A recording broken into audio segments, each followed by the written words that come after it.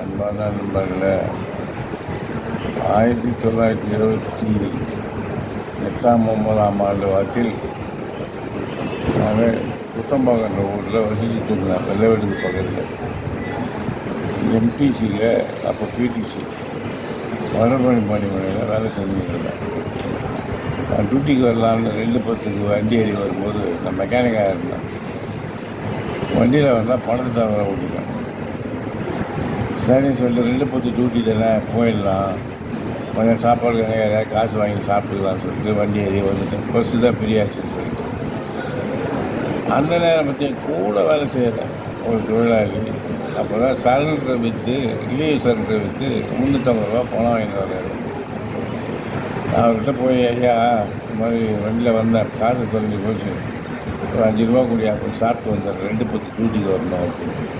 ஐயோ, நான் ஒருத்தருக்கு ரூபா தரணுங்க, அந்த ரூபாயை கொடுத்துட்டா அவர் 5 ரூபா கொடுத்தா வாங்க மாட்டாருங்க, அதனால் என்னால் கொடுக்க முடியாதுங்க அப்படின்னு சொல்லிட்டு முறைக்கு போயிட்டாரு.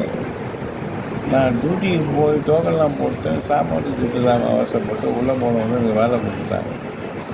அந்த வேலையை முடிச்சு 6 மணிக்காக வெளியே வரும்போது, வாங்க டீ சாப்பிடலான்னு கொடுத்தாரு. நல்லா பாருங்க, வேணாம் டீ போதும் நீங்களுக்கு அப்படின்னு சொல்லிட்டு அதுக்கப்புறம் 9:30 மணிக்கு டியூட்டி முடிஞ்சு அதுக்கப்புறம் நான் வண்டி ஏறி வீட்டுக்கு போய் 11 மணிக்கு போய் சாப்பிட்டேன். ஒரு 5 ரூபாய் என்னை நம்ப மாட்டேது ஒரு தொழிலாளி என்னை பட்டினியாக வேலை வச்சு என்னை வேலை வாங்கினாரு. இத்தனைக்கு கூட செய்கிற ஒரு தொழிலாளி. நண்பர்கள் எப்படி இருக்கிறாங்க என்பதற்காக ஒரு உதாரணத்துக்காக சொல்ல வருது, நிறைய இருக்குது. இது ஒரு பாடமாக உங்களுக்கு சொல்கிறேன். நண்பர்களில் பழகும்போது ஜாக்கிரதையாக பழகுங்கள்.